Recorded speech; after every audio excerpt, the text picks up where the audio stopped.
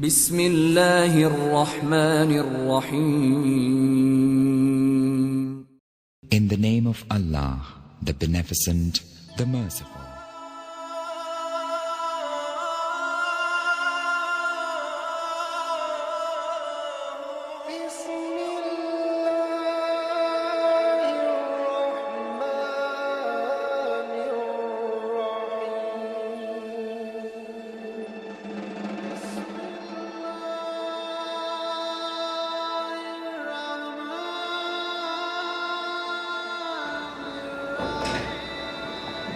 بسم الله الرحمن الرحيم. الحمد لله رب العالمين، والصلاة والسلام على سيد الأنبياء وأشرف المرسلين وعلى آله وأصحابه الطيبين الطاهرين ومن تبعهم بإحسان إلى يوم الدين، وبعد. أعوذ بالله السميع العليم من الشيطان الرجيم. شهر رمضان الذي أنزل فيه القرآن هدى للناس وبينات من الهدى والفرقان، فمن شهد منكم الشهر فليصمه. وقال نبينا صلى الله عليه وسلم: خيركم من تعلم القرآن وعلمه. رب اشرح لي صدري ويسر لي أمري واحلل عقدة من لساني يفقهوا قولي. رب زدني علما، رب زدني علما، رب زدني علما. سبحانك لا علم لنا إلا ما علمتنا إنك أنت العليم الحكيم.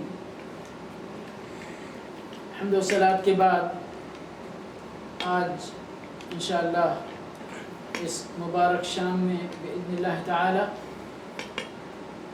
قرآن کی تلاوت کی فضیلت اور قرآن کی تلاوت کے آداب کے متعلق گفتگو کی جائے گی.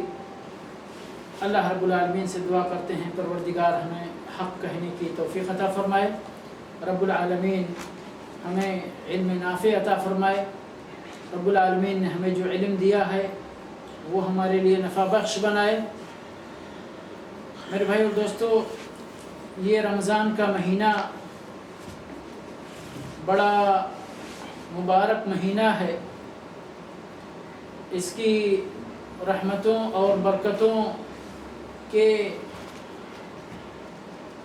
اسباب میں سے ایک سبب یہ بھی ہے کہ اللہ رب العالمین نے اس ماہ مبارک میں قرآن کریم کو نازل فرمایا. اس ماہ مبارک کی اس رات، جس رات میں اللہ رب العالمین نے قرآن کریم کو نازل فرمایا، اس رات کو لیلۃ القدر کا نام دیا گیا، اور اس رات کو 1000 مہینوں سے بہتر قرار دیا گیا. علماء نے اس کے سبب کے طور پر اس عظیم حادثے کو بیان فرمایا کہ اس کی وجہ اس قرآن عظیم، قرآن کریم کا اترنا اور اللہ رب العالمین کے اس ماہ مبارک کو اور اس مبارک رات کو اس کے نزول کے لیے منتخب کر لینا ہے. میرے بھائی اور دوستو، قرآن کتنی عظیم کتاب ہے، اور قرآن کریم کے فوائد کتنے ہیں، قرآن کریم کی تلاوت کی اہمیت اور اس پر اجر و ثواب کتنا ہے، اس کے تعلق سے گفتگو بڑی لمبی ہو سکتی ہے، لیکن اللہ کی توفیق سے چند باتیں انہی میں سے بطور مثال یہاں اس مجلس کے اندر ذکر کی جائیں گی، اور اس کے بعد اس کی تلاوت کے چند آداب انشاءاللہ بیان کیے جائیں گے. اس قرآن کی خوبیاں بے شمار ہیں میرے بھائی اور دوستو.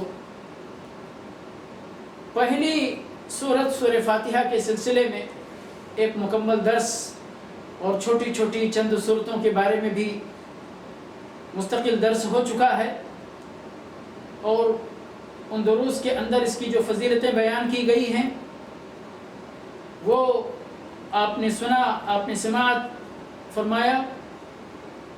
اللہ رب العالمین اسے ہم سب کے لیے مشعل راہ بنائے، اور ایک عمومی طور پر سورہ بقرہ کی پہلی آیت ہی جب آپ پڑھنا شروع کریں گے، اعوذ باللہ من الشیطان الرجیم، بسم اللہ الرحمن الرحیم، الف لام میم، ذالک الکتاب لا ریب فیہ ھدی للمتقین۔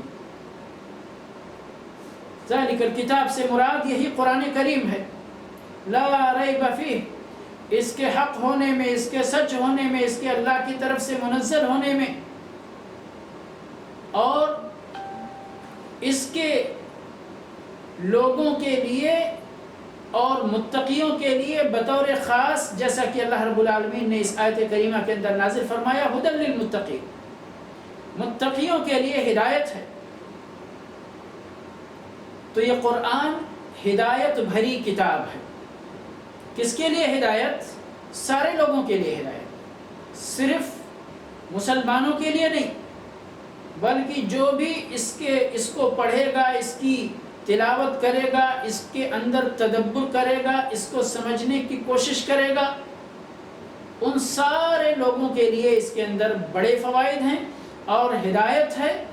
جو لوگ اس کو نہیں پڑھتے ہیں وہ اس کی ہدایتوں سے دور رہتے ہیں، لیکن جو لوگ اس کو پڑھنے لگتے ہیں، کتنے غیر مسلمانوں کے اسلام لانے کا واقعہ اسی طرح رونما ہوا کہ انہوں نے غیر ارادی طور پر، غیر منصوبہ بندی کے بغیر اس قرآن کی تلاوت کی، اور غیر شعوری طور پر قرآن کی طرف کھنچتے چلے گئے، اور پھر اللہ رب العالمین نے انہیں اسلام کی روشنی سے منور فرمایا، مشرف اسلام ہو گئے۔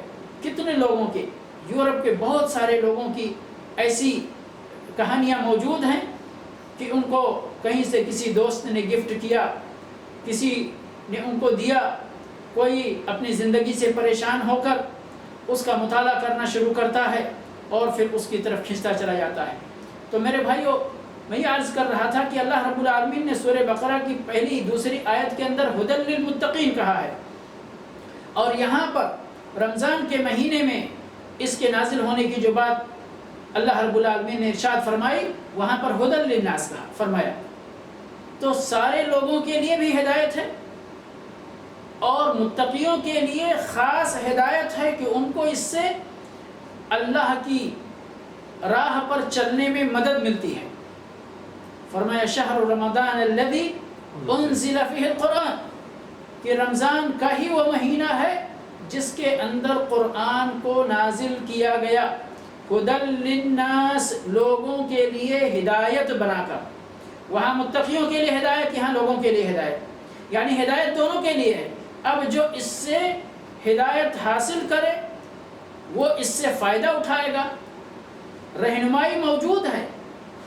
اللہ رب العالمین جس کو توفیق دے گا وہ اس کتاب کی رہنمائیوں سے فائدہ اٹھائے گا، اس سے مستفید ہوگا، اس کے سبب، اس کے اندر جو اللہ رب العالمین نے جو علم رکھا ہے، جو ہدایت کی باتیں رکھی ہیں، جو اپنے پیغامات ہیں، جو اپنی تعلیمات ہیں، جو توحید کے بارے میں، جنت جہنم کے بارے میں، اس زندگی کے زوال پذیری کے بارے میں، آخرت کی زندگی کے لازوال ہونے کے بارے میں، یہ ساری باتیں اللہ رب العالمین نے قرآن کریم کے اندر نازل فرمائی ہیں۔ پچھلی قوموں کی کہانیاں، پچھلے قوموں کے قصے کہ جنہوں نے ہدایت کو اختیار کیا، جنہوں نے اللہ کے نبیوں اور رسولوں کی تعظیم کی، ان کی قدر کی، ان پر ایمان لائے، ان کا انجام کیسا ہوا، اور جن لوگوں نے اللہ کی کتاب، اللہ کے کلام، اللہ کے نبیوں، اللہ کے رسولوں کی تکذیب کی،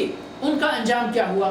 تو یہ قرآن کا مختصر سا مضمون ہے کہ جو بندہ اس کو پڑھتا ہے، اس میں تدبر کرتا ہے، وہ حق کی راہ تلاش کرنے میں کامیاب ہوتا ہے، کیونکہ یہ اللہ رب العالمین کا وعدہ ہے، وَالَّذِينَ جَاهَدُوا فِينَا لَنَهْدِيَنَّهُمْ سُبُلَنَا۔ جو لوگ اللہ رب العالمین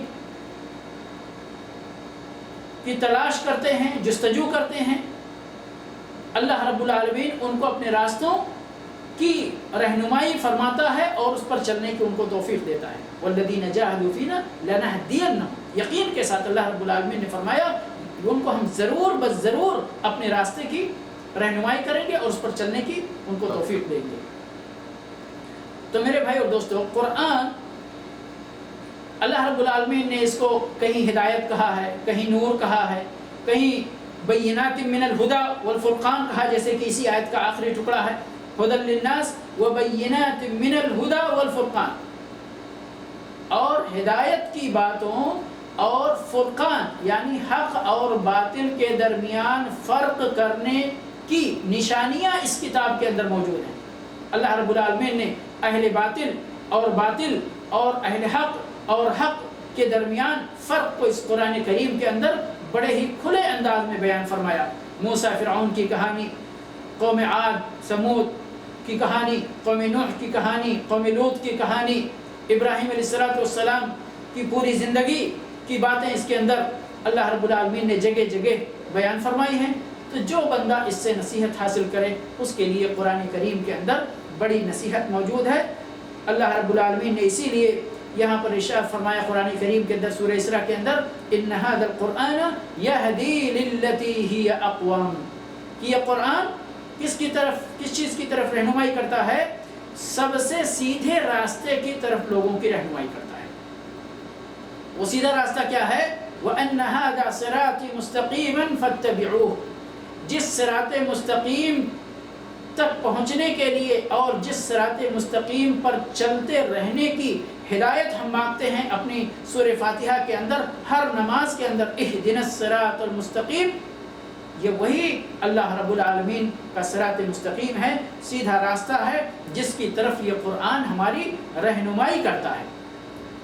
تو اس لیے میرے بھائی اور دوستو، قرآن پڑھنے، قرآن پڑھانے، قرآن سیکھنے، قرآن سکھانے کی بڑی فضیلت اللہ رب العالمین نے قرآن کریم کے اندر بیان فرمایا. نبی صلی اللہ علیہ وسلم نے احادیث مبارکہ کے اندر بیان فرمایا. اللہ کے نبی صلی اللہ علیہ وسلم نے ارشاد فرمایا، یہ حدیث کتنی مشہور ہے، سارے لوگ جانتے ہیں لیکن عمل نہیں کرتے. کیا فرمایا؟ خیرکم من تعلم القرآن وعلمہ. کہنے والا کون؟ فرمانے والا کون ہے میرے بھائی اور دوستو؟ اللہ کے نبی صلی اللہ علیہ وسلم، الصادق المصدوق، امین اور صادق، جس کو نبوت سے پہلے لقب مل گیا تھا، وہ فرماتے ہیں خیرکم، تم میں سے سب سے بہتر، خیرکم خیرکم.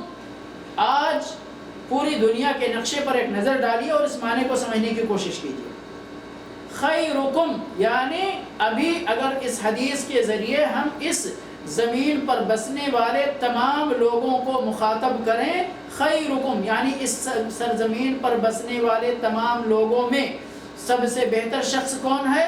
من تعلم القرآن، جو شخص قرآن کو سیکھتا ہے وہ سب سے بہتر ہے، اور قرآن کو سکھاتا ہے وہ سب سے بہتر ہے. خیرکم من تعلم القرآن وعلمہ، صحیح بخاری کی روایت ہے. تم میں سے سب سے بہتر شخص وہ ہے جو قرآن کو سیکھتا ہے اور قرآن کو سکھاتا ہے. ہمارا حال کیا ہے کہ ہم قرآن سیکھنے کو بھی پسند نہیں کرتے اور سکھانے والوں کو بھی عزت نہیں دیتے. سیکھنے والے کو، اپنے بچوں کو ہم انگلش میڈیم میں پڑھائیں گے کیونکہ اس کو دنیا میں ڈاکٹر بننا ہے، انجینئر بننا ہے، اس کو دنیا میں بڑی ترقی کرنا ہے. قرآن کی تعلیم کے لیے میں نے ذاتی طور پر میرا یعنی مشاہدہ ہے میرے بھائی اور دوستوں، کتنے لوگوں کو جن کو ہم اہل خیر کہہ کر پکارتے ہیں اور جانتے ہیں، مدرسے میں انگلش میڈیم میں ڈال دیتے اور قرآن پڑھنے کی بات سیکھ لے گا بچہ، انشاءاللہ سیکھ لے گا، تھوڑا پڑھنے دیں، ابھی کیا ہے امتحانات چل رہے ہیں، ابھی کیا ہے پڑھائی بڑی سخت ہے، ٹھیک لے گا انشاءاللہ حافظ کر دیں گے. اس کے بعد تھوڑی مدت کے بعد جب کبھی احساس جاگ بھی جاتا ہے تو 150 ریال پہ ایک قاری حافظ صاحب کو آدھے گھنٹے کے لیے رکھ دیا جاتا ہے، اور اس کے بعد میں بڑی یعنی بڑا افسوسناک انجام سامنے آتا ہے. میرے ایک ٹیلر تھے، ان کے دکان پہ گیا، 2-3 سال انہوں نے اپنے بچی کو اسی طرح قرآن پڑھایا، اور قرآن پڑھانے کے بعد 3 سال کے بعد غالباً جہاں تک مجھے یاد ہے، بولے شیخ صاحب جیسے وہ 3 سال پہلے تھی ویسے 3 سال بعد بھی ابھی ہے، لیکن برابر ہے 3 سال کے بیچ میں برابر قاری صاحب آتے ہیں، برابر قرآن پڑھاتے ہیں اور جاتے ہیں۔ کیوں؟ اگر 3 سال ہم اپنے بچے کو انگلش سکھانے کے لیے کسی کوچنگ سینٹر میں کر دیں اور انجام اسی طرح ہو تو ہم کیا کریں گے؟ تو اس لیے میرے بھائیوں، قرآن کے اہتمام میں مجھے تکلیف ہوتی ہے، اس لیے میں یہ بات میں اس طرح کی پرسنل باتیں نہیں کرتا ہوں درس میں، لیکن اس ٹاپک میں مجھے بہت تکلیف ہے کہ ہمیں اپنے نبی صلی اللہ علیہ وسلم کی باتوں پر ایمان رکھنا چاہیے، اور جو اہمیت اپنے نبی صلی اللہ علیہ وسلم کی بات میں ہم کو جس چیز کی نظر آتی ہے، ہم کو اس اہمیت کو اسی طرح اہمیت دینا چاہیے، اس چیز کو اسی طرح اہمیت دینی چاہیے، نہیں تو ہم گویا کہ اپنے آپ کو دھوکہ دے رہے ہیں۔ مانتے تو ہیں ہاں رسول اللہ علیہ وسلم کی باتیں سب صحیح ہیں، سب سے اعلیٰ ہیں، سب سے بالا ہیں، سب سے سچی ہیں، تو پھر خیرکم، ہمارے نبی صلی اللہ علیہ وسلم تو فرما رہے ہیں خیرکم، تم میں سب سے بہتر شخص وہ ہے جو قرآن سیکھے سکھائے، لیکن ہم اپنے نزدیک اگر اس بات کو سمجھتے کہ سب سے بہتر شخص وہ ہے جو قرآن سیکھے سکھائے تو ہم بھی اس بات کی کوشش کرتے، خود سیکھتے، اپنے بچوں کو سکھاتے، لیکن کدھر ہے؟ عمل ہمارا بہت دور ہے اس سے۔ یہ اور اس طرح کی ایک حدیث میں اور بیان کرنا چاہتا ہوں، اللہ کے نبی صلی اللہ علیہ وسلم نے، وہ بھی صحیح حدیث ہے، اپنے صحابہ کرام کو مخاطب کر کے فرمایا، کہا یہ بتاؤ تم میں سے کس کو یہ بات پسند ہے کہ بطحان، مدینہ کے اندر ایک وادی کا نام ہے، وہاں اس بطحان وادی تک جائے ایک آدمی، اور وہاں سے 2 اونٹنیاں، بہترین قیمتی بڑی اونٹنیاں لے کر آئے، لیکن وہ چوری کی نہ ہو، ڈکیتی کے نہ ہو، کسی رشتہ دار سے ناحق نہ لے کر آیا گیا ہو، ظلم و زیادتی کے طور پر نہ لے کر آیا گیا ہو، حلال کی اونٹنیاں، صرف اتنی دور جائے اور وہاں سے 2 اونٹنی لے کر آ جائے۔ صحابہ کرام نے بیک زبان ہو کر فرمایا اے اللہ کے نبی صلی اللہ علیہ وسلم، ہم سارے کے سارے لوگ اس بات کو پسند کرتے ہیں۔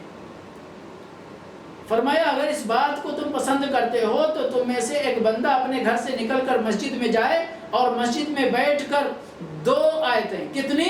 اسی تعداد کے ساتھ حدیث میں بات ذکر ہے میرے بھائی اور دوستو، 2 آیتیں پڑھے، سیکھے یا سکھائے، یعنی سیکھنے والے کی بھی وہی فضیلت اور سکھانے والے کی بھی وہی فضیلت۔ 2 آیتیں جس بندے نے اپنے گھر سے نکل کر جا کر مسجد میں بیٹھ کر 2 آیتیں سیکھ لیا اور 2 آیتیں یا سکھا دیا، تو اس کو 2 اونٹنیوں کے مضبوط بڑی اونٹنیوں کا اجر و ثواب اس کو حاصل ہو گیا میرے بھائی اور دوستو۔ اور آگے نبی صلی اللہ علیہ وسلم فرماتے ہیں جس نے 3 آیتیں سیکھیں اس کو 3 اونٹنیاں ملی، جس نے 4 آیتیں سیکھیں اس کو 4 اونٹنیاں ملی، اونٹنیاں۔ اور اسی طرح جس کی تعداد آیتوں کے سیکھنے اور سکھانے کی بڑھتی جائیں گی اس کے اونٹنیوں کی تعداد بھی بڑھتی جائے گی۔ سبحان اللہ۔ کہاں ہیں ہم اس طرح کے احادیث کے سلسلے میں؟ اور یہ حدیث تو سبھی جانتے ہیں، میں کوئی قرآن کی فضیلت بیان کرنے کی مجلس اس حدیث سے خالی نہیں جاتی ہے کہ جس کے اندر اللہ کے نبی صلی اللہ علیہ وسلم نے ارشاد فرمایا کہ من قرأ حرفا من کتاب اللہ فلہ حسنہ والحسنۃ بعشر امثالها لا اقول الف لام میم حرف بل الف حرف ولام حرف ومیم حرف، کہ جس نے کتاب اللہ کا ایک حرف پڑھا تو اس کو اللہ ایک نیکی دیتا ہے اور پھر اپنے فضل سے اس ایک نیکی کو بڑھا کر 10 نیکی میں تبدیل کرتا ہے۔ فرمایا رسول اللہ صلی اللہ علیہ وسلم نے کہ میں یہ نہیں کہتا ہوں کہ الف لام میم جو چھوٹی سی آیت ہے اس قرآن کا، اس سورت کا شروع کا چھوٹا سا ایک ٹکڑا ہوتا ہے، دیکھنے میں ایک حرف جیسا لگتا ہے، لیکن وہ دراصل جتنے حروف اس میں رہیں گے الف لام میم، آپ نے فرمایا لا اقول الف لام میم حرف، میں یہ نہیں کہتا ہوں کہ الف لام میم پورا کا پورا ایک حرف ہے، بلکہ الف ایک حرف ہے، لام ایک حرف ہے، میم ایک حرف ہے، یعنی جس نے الف لام میم پڑھ لیا قرآن کا اس کو 30 نیکیاں حاصل ہو گئی۔ کتنی بڑی بات ہے، کتنا بڑا اجر ہے، کتنا ثواب ہے میرے بھائی اور دوستوں، لیکن ہم لوگ اس کی کوئی فکر نہیں کرتے، کوئی فکر نہیں کرتے الا من رحم اللہ، مگر اللہ رب العالمین جس کے اوپر اپنی رحمت نازل فرمائے، جس کو توفیق عطا فرمائے قرآن پڑھنے پڑھانے کی، تو یہ بہت بڑی بات ہے میرے بھائی اور دوستوں۔ اور اس کے بعد جو لوگ قرآن پڑھتے ہیں، پڑھاتے ہیں اور قرآن کی باتوں پر عمل کرتے ہیں، کتنی بڑی خوشخبری ہے میرے بھائی اور دوستوں۔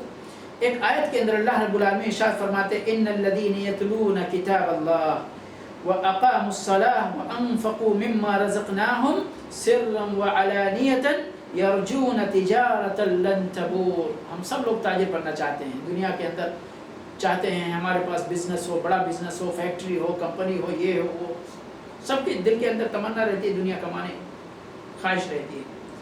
لیکن دنیا کا جو بھی بزنس ہوتا ہے اس میں پلس مائنس کا رسک ہمیشہ لگا رہتا ہے، کبھی آمدنی تو کبھی خسارہ، لیکن اللہ کے ساتھ تجارت کرنے میں کبھی خسارہ نہیں ہوتا میرے بھائی اور دوستو۔ اسی بات کو اللہ رب العالمین نے یہاں ذکر کیا کہ جو لوگ اللہ کی کتاب کی تلاوت کرتے ہیں، قرآن پڑھتے ہیں اور پھر قرآن پڑھ کر واقام الصلاۃ نماز کو قائم کرتے ہیں، اور جو کچھ ہم نے انہیں عطا کیا ہے، جو روزی دی ہے، اس روزی میں سے چھپا کر بھی خرچ کرتے ہیں، اعلانیہ بھی خرچ کرتے ہیں، وہ لوگ کیا کرتے ہیں؟ یرجون تجارۃ لن تبور، وہ اپنے ان اعمال کے ذریعے ایسی تجارت کی امید کرتے ہیں جس میں خسارے کا کوئی نام و نشان نہیں ہوگا۔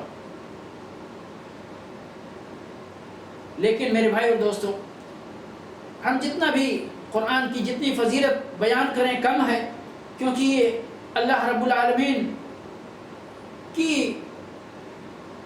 کتاب ہے، اور اللہ رب العالمین کون ہے؟ اللہ اکبر ہے، اللہ سب سے عظیم ہے، سب سے بڑا ہے۔ وما قدر اللہ حق قدرہ، لوگ اللہ رب العالمین کی جیسی قدر ہونی چاہیے نہیں قدر کرتے ہیں۔ تو اللہ جس طرح عظیم ہے اسی طرح اللہ کا کلام بھی عظیم ہے۔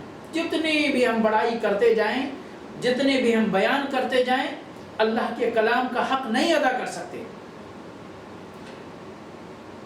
لیکن میرے بھائی اور دوستو، یہ سارے اجر و ثواب قرآن پڑھنے کے اندر تو ہے ہی، لیکن ہمیں دعوت دی گئی ہے اللہ رب العالمین کی طرف سے کہ ہم قرآن پڑھیں بھی اور قرآن کے اندر تدبر بھی کریں، غور و فکر بھی کریں کہ قرآن میں اللہ رب العالمین نے کیا باتیں بیان فرمائی ہیں، کیا احکام نازل فرمائے ہیں۔ قرآن کو پڑھیں، دلچسپی سے پڑھیں، سمجھ کر پڑھنے کی کوشش کریں، اور جب بات سمجھ میں آ جائے تو میرے بھائی اور دوستو 1 انچ بھی اس سے ہٹیں نہیں، اس پر عمل کریں، اس پر عمل کریں، کیونکہ قرآن عمل کرنے کے لیے آیا ہے۔ قرآن صرف طاق میں سجانے کے لیے نہیں آیا۔ بہترین ریشمی کپڑوں میں، لفافوں میں بند کر کے اس کو طاق میں سجا دیں، شادیوں میں جہیز میں اس کو دیں، تحفوں میں اس کو دیں، اور خود کو فراموش کر کے بیٹھے نہیں۔ قرآن کے اندر قرآن کو پڑھنا ہے، قرآن کو سیکھنا ہے، قرآن کے اندر غور و فکر کر کے جو موتیاں اللہ رب العالمین نے قرآن کریم کے اندر بکھیر رکھی ہیں، ان موتیوں کو نکال کر ان سے فائدہ اٹھانا ہے۔ صحابہ کرام کے بارے میں آتا ہے، بیان کرتے ہیں کہ صحابہ کرام کا طریقہ تھا کہ وہ 10 آیتیں سیکھتے تھے تو پڑھنا سیکھتے تھے، تجوید سیکھتے تھے، ان کے معانی سیکھتے تھے، ان کی تفسیر، اور ان پر عمل کرنے کا طریقہ سیکھتے تھے اور عمل کرتے تھے۔ یہ تھا صحابہ کرام کا عمل۔ ہمارا عمل کیا ہے آپ سب جانتے ہیں۔ اللہ رب العالمین نے قرآن کریم کے اندر سورہ محمد کی 24 نمبر کی آیت ہے، ارشاد فرماتا ہے اللہ رب العالمین افلا يتدبرون القرآن ام على قلوب اقفالها۔ سبحان اللہ، یہ لوگ قرآن کے اندر تدبر کیوں نہیں کرتے؟ کیا ان کے دلوں پر تالے لگے ہوئے ہیں؟ دلوں پر تالے لگنا میرے بھائی اور دوستو بڑا خطرناک معاملہ ہے اللہ کی طرف سے۔ اللہ رب العالمین ہم سب کے دلوں کو پاک فرمائے، ہمارے نفوس کا تزکیہ فرمائے رب العالمین۔ اسی طرح سے ایک آیت کے اندر سورہ صاد کی 29 نمبر کی آیت فرماتے ہیں کتاب انزلناہ الیک، یہ قرآن ایک ایسی کتاب ہے جس کو ہم نے آپ کی طرف نازل کیا، مبارک جو مبارک ہے۔ کیوں نازل کیا؟ لیدبروا آیاتہ، تاکہ اس قرآن کی آیتوں کے سلسلے میں پڑھ کر تدبر کریں یہ لوگ، ولیتذکر اولو الالباب، اور عقل مند لوگ اس سے نصیحت حاصل کریں، نصیحت حاصل کریں، اس سے تدبر کریں اور نصیحت حاصل کریں۔ کیا مطلب ہے نصیحت حاصل کرنے کا؟ کہ جو ہم اس سے پہلی قوموں کے بارے میں مثال کے طور پر جو پڑھتے ہیں کہ اہل توحید کا انجام کیا ہوا، اہل کفر کا انجام کیا ہوا، اب ہمیں کس میں سے اپنے آپ کو بنانا چاہیے؟ حالات کتنے بھی سنگین ہوں، حالات کتنے بھی نازک ہوں، حالات یقیناً زیر و بم ہوتے ہیں، نشیب و فراز انسان کی زندگی میں آتے ہیں، اس دنیا کی تاریخ میں بھی آتے ہیں، اسلام کی تاریخ میں بھی کئی بار یہ بات آئی کہ مسلمانوں کو بہت نیچے کا دیکھنا پڑا، بہت قتل و غارت گری ہوئی، بہت پستی میں آئے مسلمان۔ تو یہ اس دنیا کی زندگی کا نیچر ہے کہ کوئی اوپر کوئی نیچے، تلک الایام نداولها بین الناس۔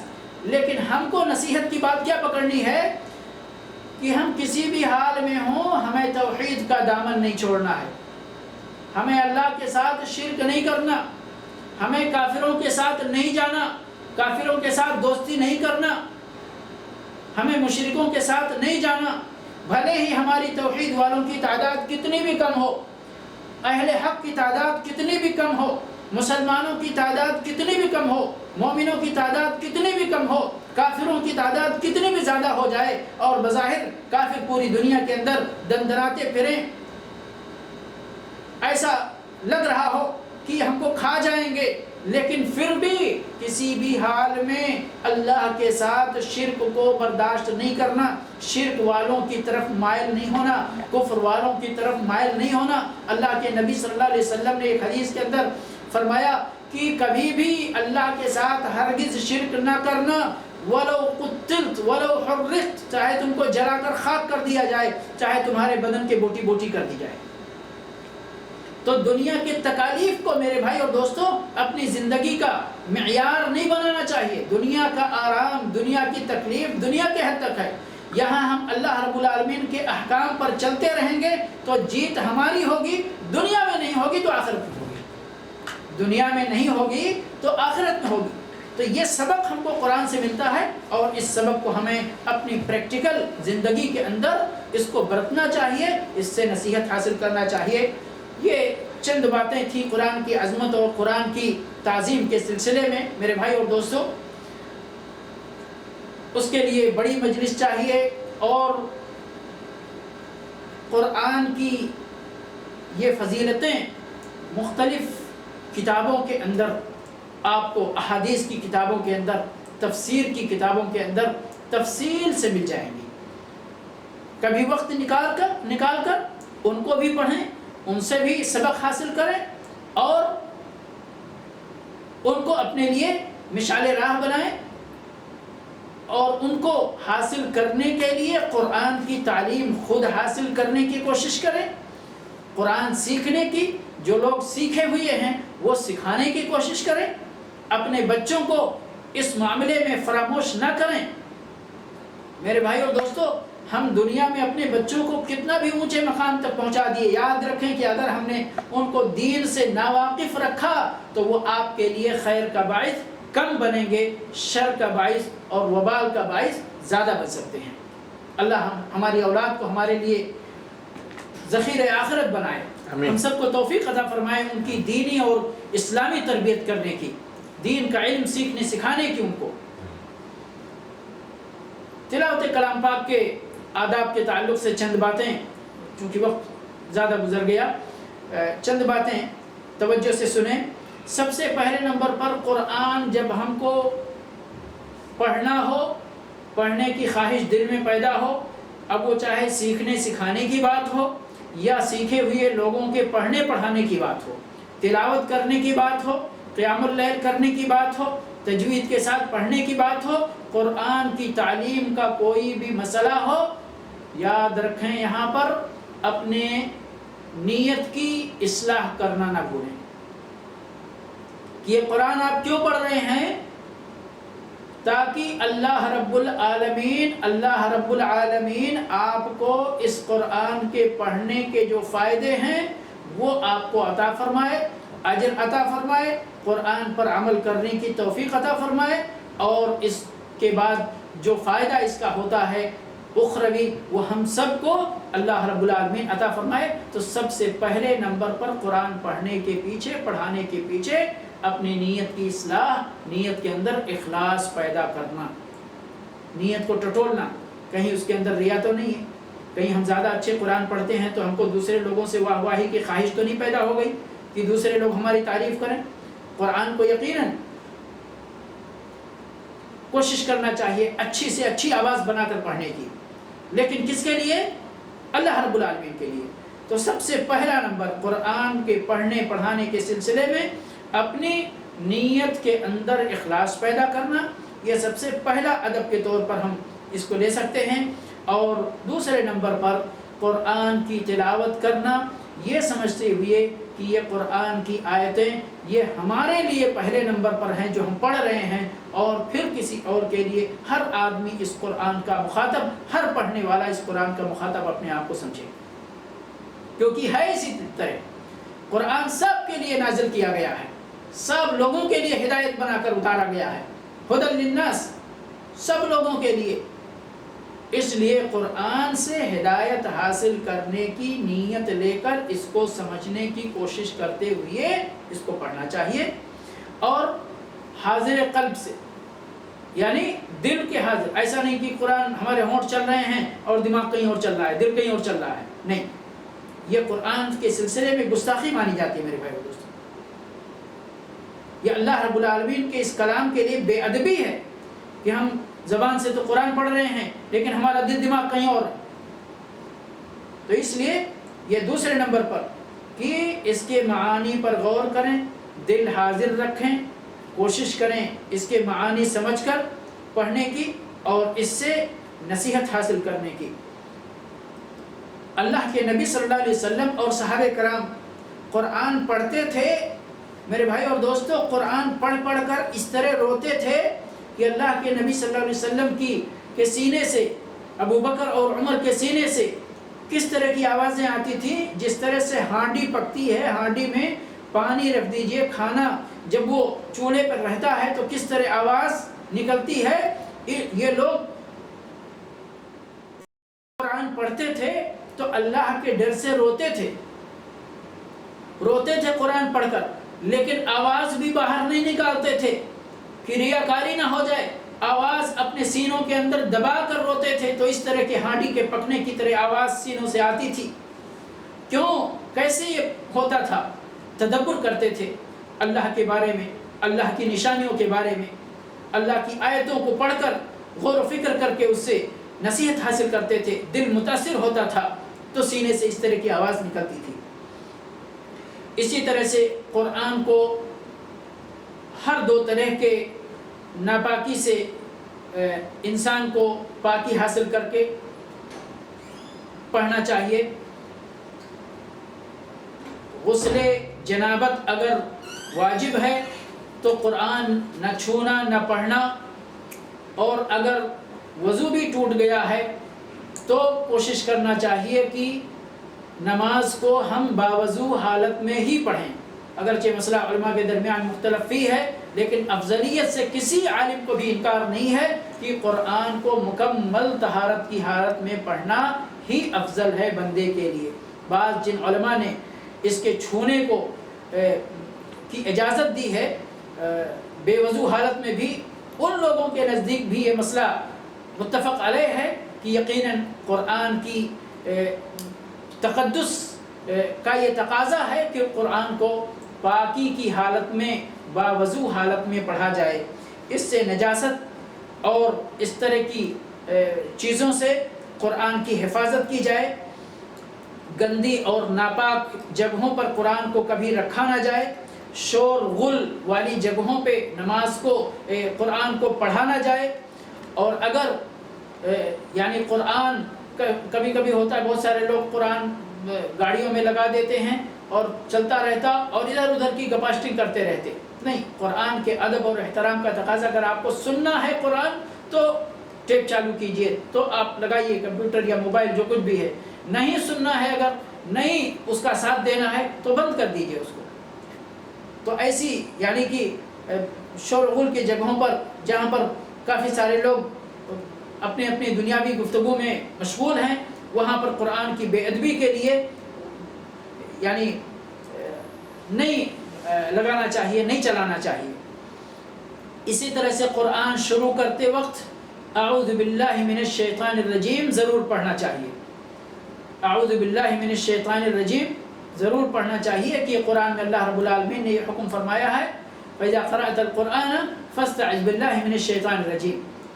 جب تم قرآن پڑھو تو شیطان رجیم سے اللہ کی پناہ میں آ جاؤ، کیونکہ اللہ رب العالمین نے اس شیطان کو بڑے یعنی انسان کو بہلانے کے لیے، وسوسے ڈالنے کے لیے اختیارات دے رکھے ہیں. تو اللہ کی پناہ میں بندے کو آ جانا چاہیے تاکہ اللہ کے اللہ کی اس کتاب کی تلاوت کے وقت شیطان وسوسہ نہ ڈال سکے. تدبر کریں، ہم غور و فکر کریں، ہم اس قرآن سے فائدہ اٹھائیں. اور اسی طرح اگر شروع صورت سے ہم قرآن کی تلاوت کا آغاز کرتے ہیں تو اعوذ باللہ کے ساتھ بسم اللہ بھی ضرور پڑھیں، کیونکہ ہر صورت کے شروع میں بسم اللہ پڑھنا یہ قرآن کا حصہ ہے، سوائے سورہ توبہ کے، سورہ براءہ کے. تو وہاں پر یعنی اس صورت کے شروع میں، سورہ توبہ کے شروع میں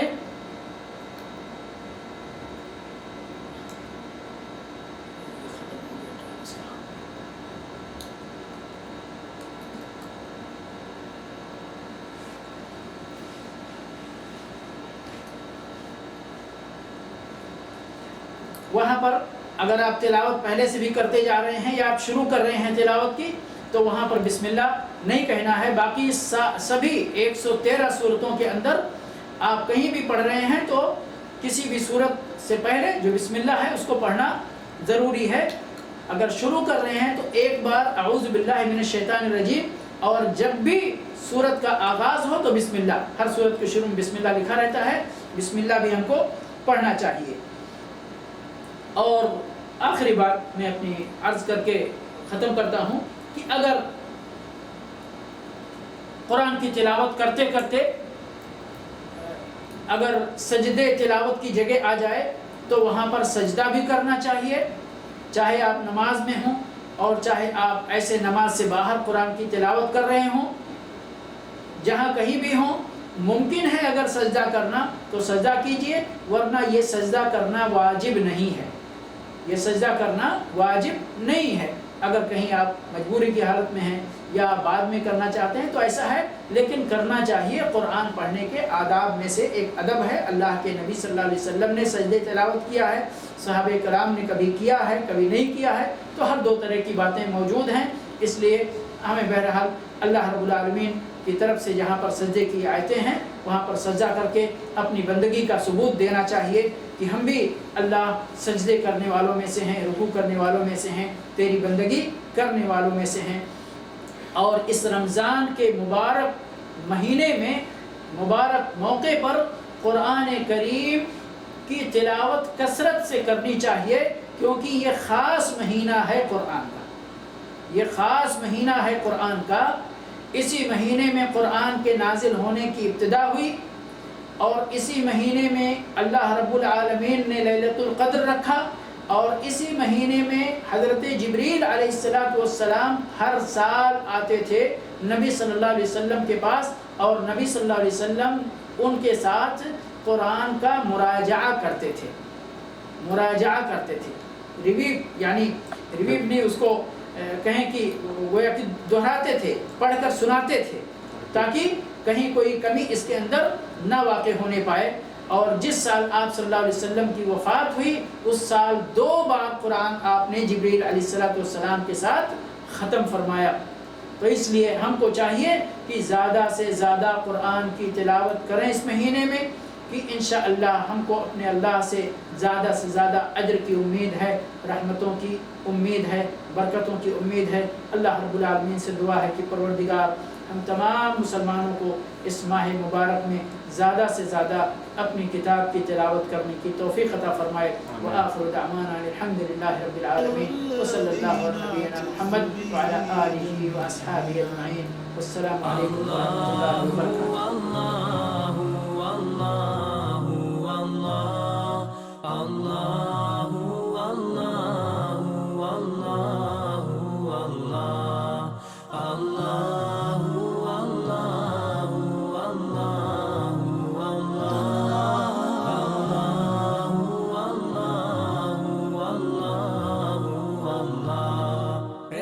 تیری چاور کرتا ہے تو، برکتوں سے دامن بھرتا ہے تو.